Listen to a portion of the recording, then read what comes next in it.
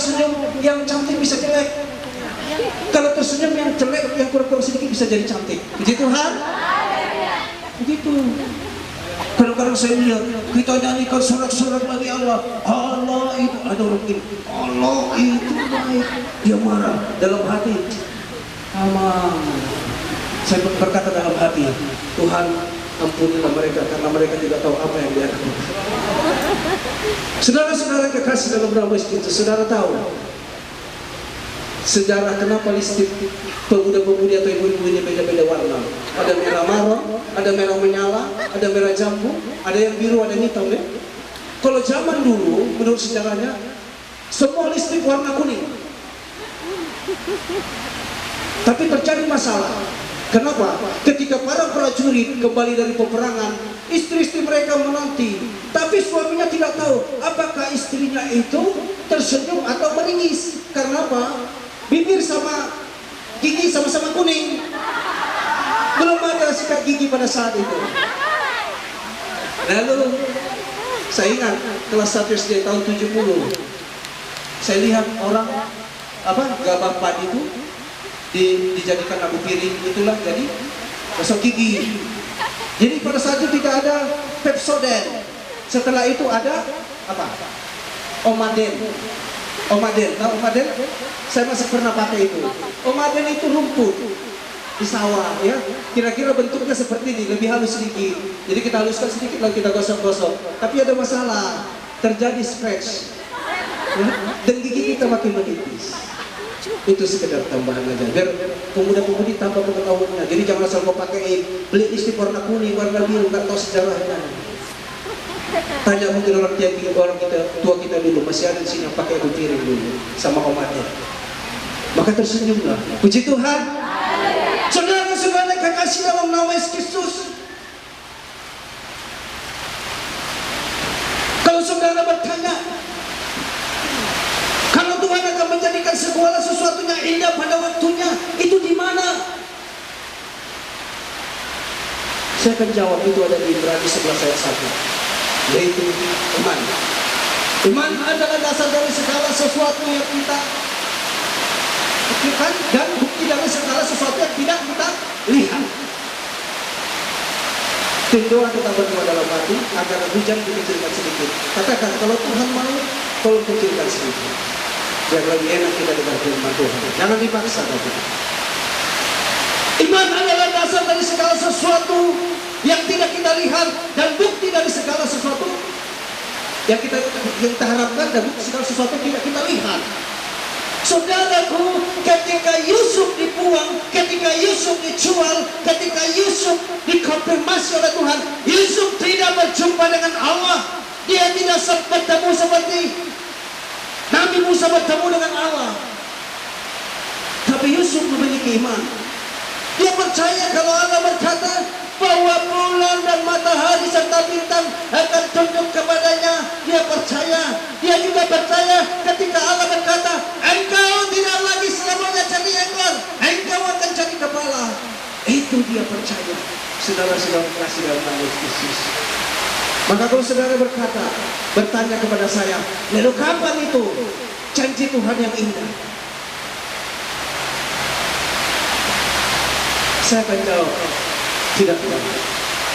Tapi yang saya tahu, Tuhan akan menjadikan segala sesuatunya indah pada waktunya.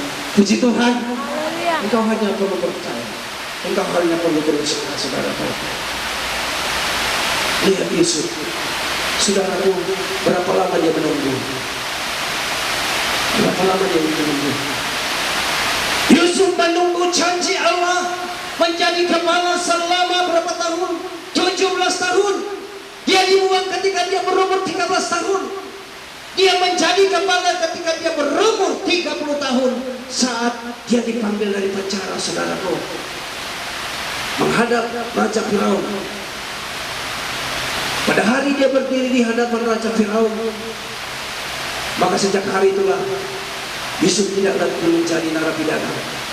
Sejak hari itulah, saudaraku, Yusuf tidak lagi jadi ekor. Sejak hari itulah, saudaraku, Yusuf tidak lagi menjadi budak. Maka sejak hari itulah, saudaraku, Yusuf menjadi kepala. Dia menjadi kepala bagi orang Mesir. Dia juga dipakai Tuhan untuk memberitahukan rencana Allah untuk keselamatan orang-orang Mesir, yaitu ada masa kesuburan 7 tahun, sehingga itu dimanfaatkan oleh mereka untuk menyimpan segala sesuatunya sehingga mereka boleh hidup.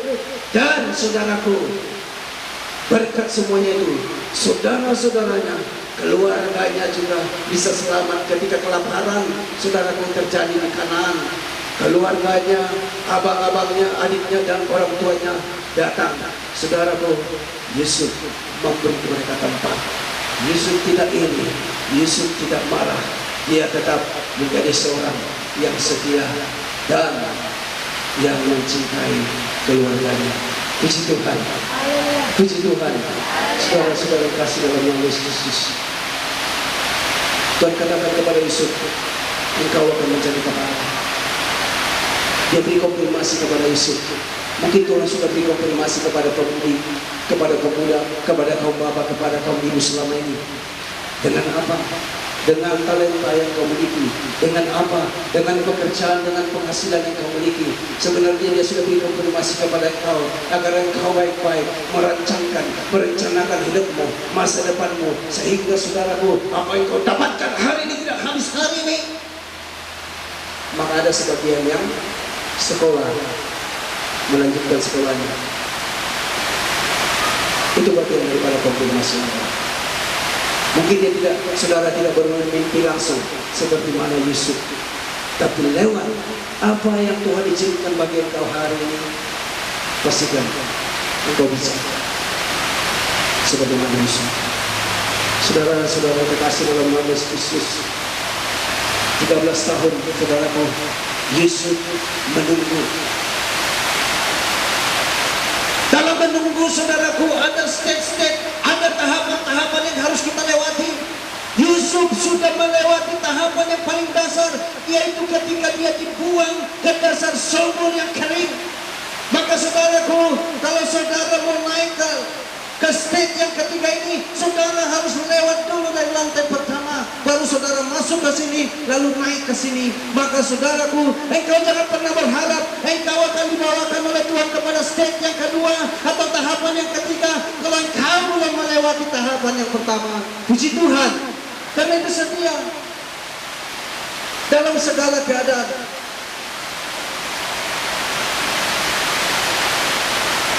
Kalau boleh kita bilang, sebenarnya manusia ini adalah saudaraku makhluk yang disebut tukang komplain. Kenapa saya bilang? Ya, Tuhan sudah beri rambut yang lurus, ya. Kita mau keritingkan juga, ya. Tuhan berikan rambut yang keriting, mau diluruskan di rebond. Tambahlah kerja tukang salon. Tuhan berikan badan yang agak gemuk, mau dikuruskan, ya. Istri saya sering bilang gini, keritingkan aja rambut punya ya. Langsung saya bilang, kau tahu tak kenapa saya pertama kali jatuh cinta? Karena saya lihat rambutmu hitam, lebat, dan lurus. Saya bilang, jadi jangan keritingkan. Nanti kalau kau marah, keritinglah semua. Saya bilang, enggak. Manusia kerjanya tukang komplain. Kalau panas seperti tadi pasti ada ngeluh. Tuhan, kenapa panas sekali? Sekarang kalau hujan, Tuhan, kenapa hujan? Tidak ada kesenangan. Seperti itu yang terjadi bagi orang Israel. Lebih kurang 3 juta orang dibawa oleh Musa keluar dari Mesir untuk menuju tanah perjanjian. Saudaraku, apa yang terjadi? Tuhan berikan sepatu yang kuat yang tidak perlu mereka ganti selama 40 tahun. Tuhan berikan makanan, Tuhan berikan daging, Tuhan berikan air untuk diminum, Tuhan berikan tiang api pada malam hari, juga tiang awan pada siang hari agar mereka tidak kedinginan dan tidak kepanasan. Tapi yang terjadi, orang Israel terus bersungut-sungut. Saudara tahu berapa yang selamat? Dari 3 juta orang yang keluar dari Mesir, hanya 2 orang yang sampai ke tanah Kanaan, yaitu siapa? Joshua dan Kaleb. Lalu siapa yang akan sampai ke sana? Dipertanyakan. Maka hari ini berhenti komplain kepada Tuhan. Kadang-kadang kita